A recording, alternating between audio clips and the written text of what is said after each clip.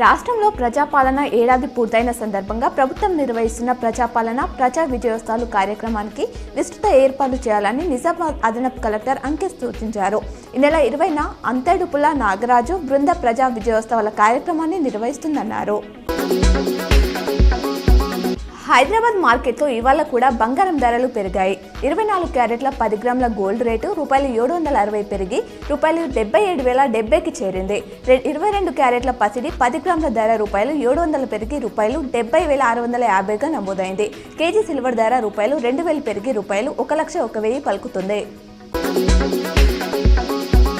Global మార్కెట్ల నుంచి positive signals investor కొనుగోలు చేపట్టడంతో దేశ స్టాక్ మార్కెట్లు భారీ లాభాల్లో ట్రేడ్ అవుతున్నాయి. డాలర్ దూకుడు తగ్గడం మరో కారణం. నిఫ్టీ 23,680, సెన్సెక్స్ 77,973 వద్ద చెల్లిస్తున్నాయి. ఉదయాన్నే మదుపర్లు ₹3 లక్షల కోట్ల మేర సంపద పోగు చేశారు. రాష్ట్ర వ్యాప్తంగా 75,75,647 నివాసాల్లో సమగ్ర సర్వే పూర్తయింది.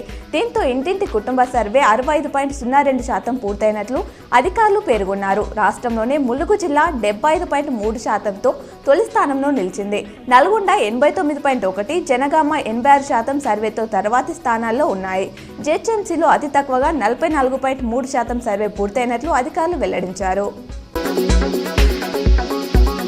తాను బీజేపీ రాష్ట్ర అధ్యక్షుడి రేసులో ఉన్నట్లు ఎంపీ ధర్మపురి అరవింద్ తెలిపారు. రాష్ట్రంలో మూసి ప్రక్షాళన కార్యక్రమాన్ని పాత బస్తీ నుంచే మొదలు పెట్టాలని, కాంగ్రెస్ బుల్డోజర్లకు అక్కడికి వెళ్లే ధైర్యం ఉందా అని ప్రశ్నించారు. బీఆర్ఎస్ వర్కింగ్ ప్రెసిడెంట్ కేటీఆర్ది మేకపోతు గంభీర్యమని, ఆయన అరెస్టుకు గవర్నర్ అనుమతి అవసరమని నిలదీశారు. నిజామాబాద్ జిల్లా కేంద్రంలోని నాగారంలో ఆటో డ్రైవర్ రసూల్ చేతిలో గాయాల పాలైన మేయర్ భర్త దండు శేఖర్ కోలుకుంటున్నారు.